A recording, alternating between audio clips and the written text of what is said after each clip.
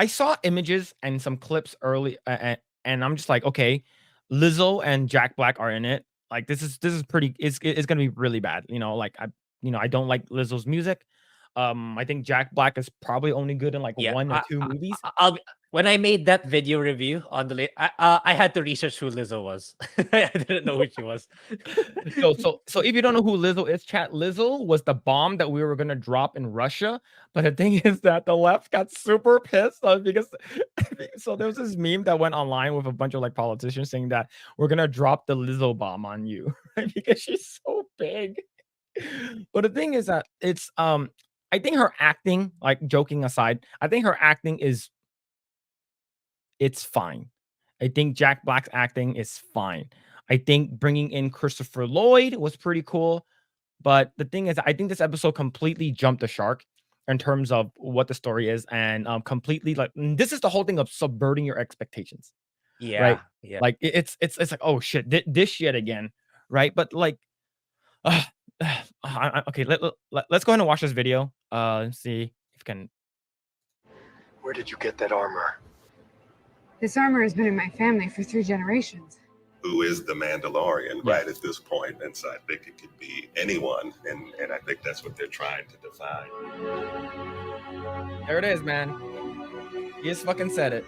We've been on, the journey of the show, and now that we're at this point, is that what does that title mean? And I think now with Bo possessing the dark saber, I know that there was a lot of expectations that might have shifted, both in terms of what it meant for Djarin, but also for Bo, and what does it mean? Who is the Mandalorian right at this point? And so I think it could be anyone, and I think that's what they're trying to define in many ways, is what does that mean to be Mandalorian?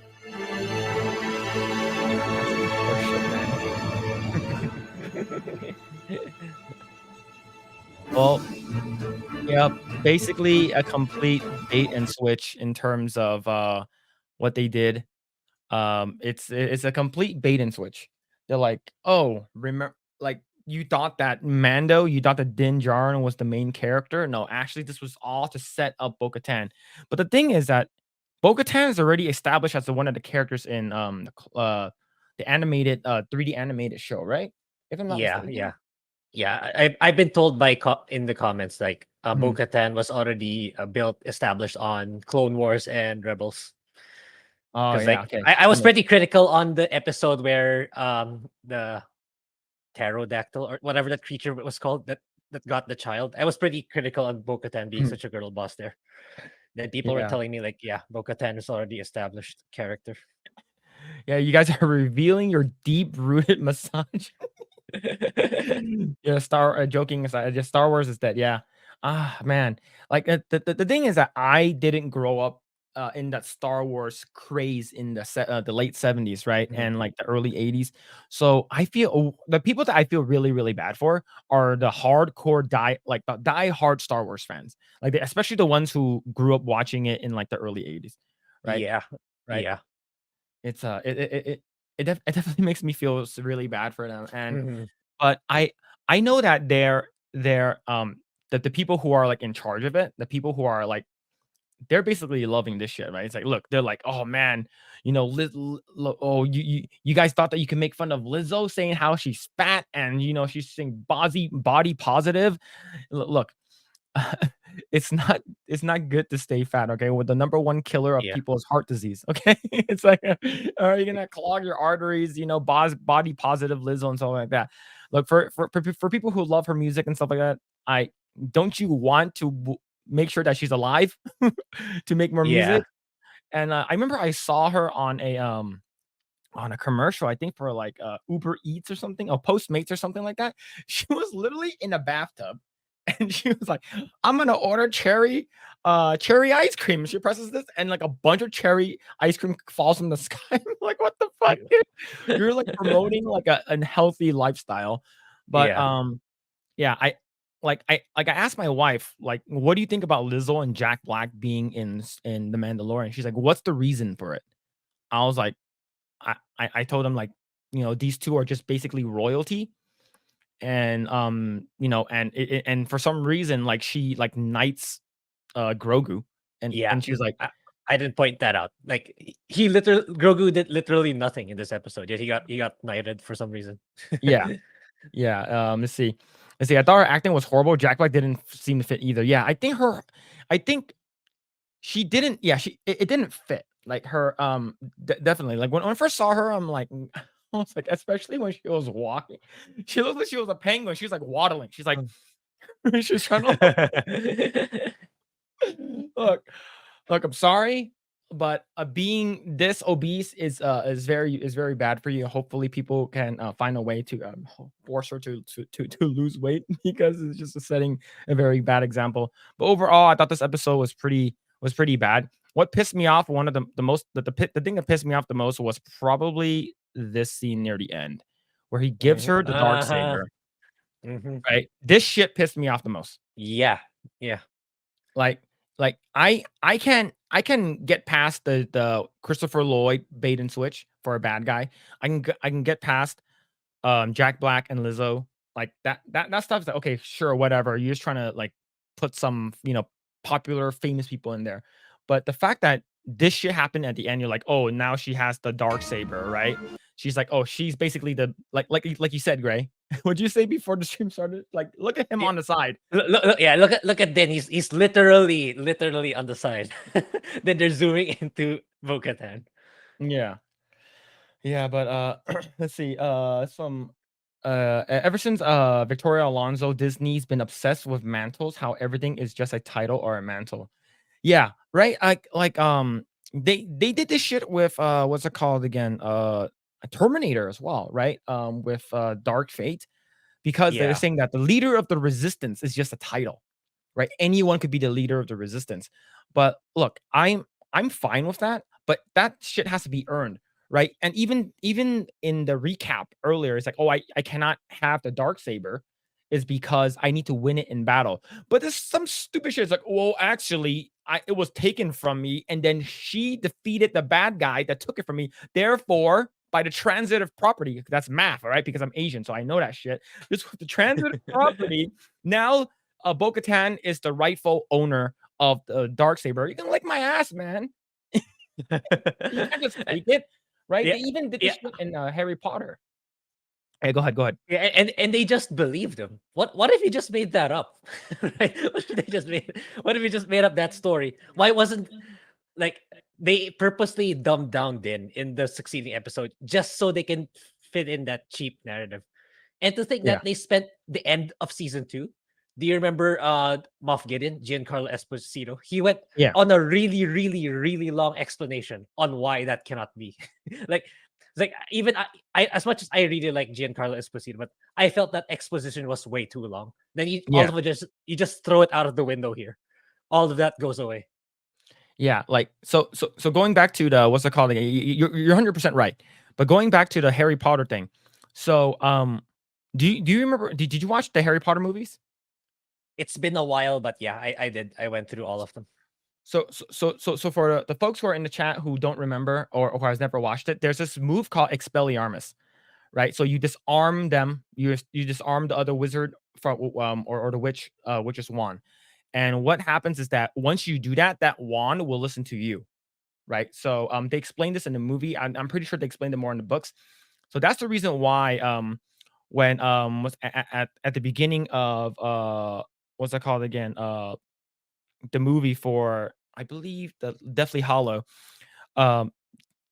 He said that the wand doesn't listen to me. Like Voldemort says the wand does not listen to me is because what's it called again? Because he basically jacked it, right? He basically graved robbed Dumbledore, took his wand and used it as his own, but it's basically like you're probably using like 80% of the power versus the 100%. You're like, fuck, it's not listening to me. I can't use this full potential. So he thought that Severus Snape, just because he killed Dumbledore, that means the wand belongs to him. But no, the reason why is because it was disarmed. So the first person that disarmed Dumbledore right before he died was Malfoy, Draco Malfoy. He Expelliarmused him, and then Harry Potter Expelliarmused him, Draco Malfoy. So that's why transitive property, Harry Potter is the rightful owner of the wand. So in this one, they could have just been like, oh, but because it was taken from him, It wasn't won in a battle. It wasn't challenged or anything like that. It was just taken. Technically, the blade still does not belong to her. But I don't think Star Wars and Lucasfilm gives a fuck about that. Like the technicality, right? Yeah. And Yeah. and like you said, they went on this whole exposition, this whole explanation with Moff Gideon in the end of season 2. They just completely like, oh, we don't care about that shit anymore. Remember that shit we mentioned? Doesn't matter anymore. Yeah. But yeah, it's definitely sad seeing the show. I remember season 1 and season 2 were really good. I don't know, man. Let's see. Leader of the Resistance is fine, I think. As a mantle, Spider-Man isn't, Thor isn't, Darksaber needs to be won in battle. They don't care about anything. Absolutely. I think they just want to, like, sort of what D&D did, right? To subvert expectations. It's like people are already liking the show, the first 2 seasons. So in the 3rd season, we're just gonna do whatever the fuck we want because we already have you by the balls. We already have your money, right? Yep. But yeah, it's very, very sad. Very sad state. Let's see. Let's see. Also, this is for people who really into anime. Even something where a transition is built, like in All Might to Deku, they're still different characters, and Deku still has to earn it. Exactly. Right. For all you weebs out there, we're talking about My Hero Academia.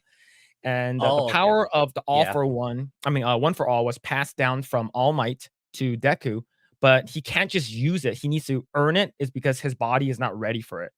So that's the reason he needs to train. And the thing is that she's like, oh, I just got it. It's mine now. It's given to me. And it wasn't rightfully earned, and it definitely needs to be won in the battle. Right.